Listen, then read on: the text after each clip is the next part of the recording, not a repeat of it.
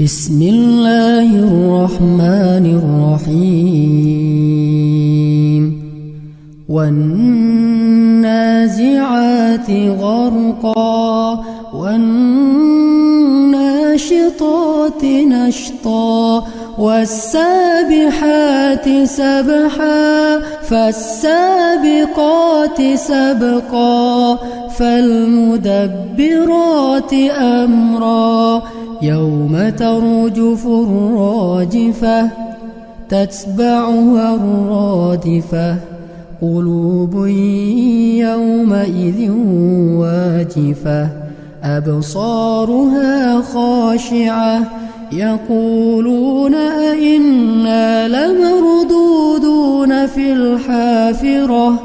أئذا كنا عظاما نخرة قالوا تلك إذا كرة خاسرة فإنما هي زجرة واحدة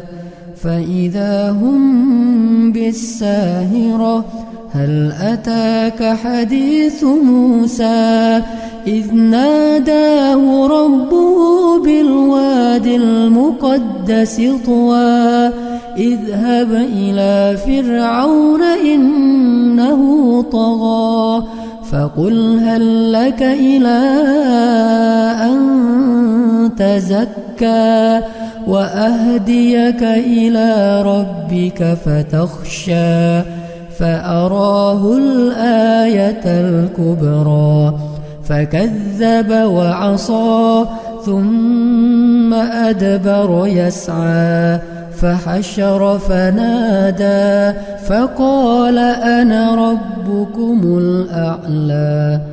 فأخذه الله نكال الآخرة والأولى إن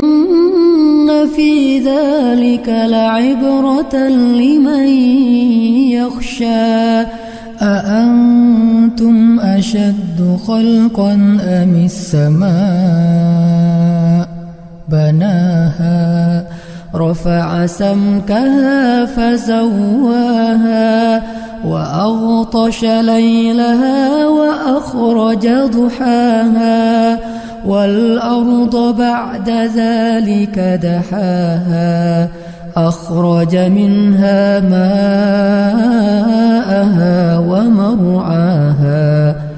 والجبال أرساها متاعا لكم ولأنعامكم فإذا جاءت الطامة الكبرى يوم يتذكر الإنسان ما سعى وبرزت الجحيم لمن يرى فأما من طغى وآثر الحياة الدنيا فإن الجحيم هي المأوى وأما من خاف مقام ربه ونهى النفس عن الهوى فإن الجنة هي المأوى يسألونك عن الساعة أيان مرساها فيم أنت من ذكراها إلى ربك منتهاها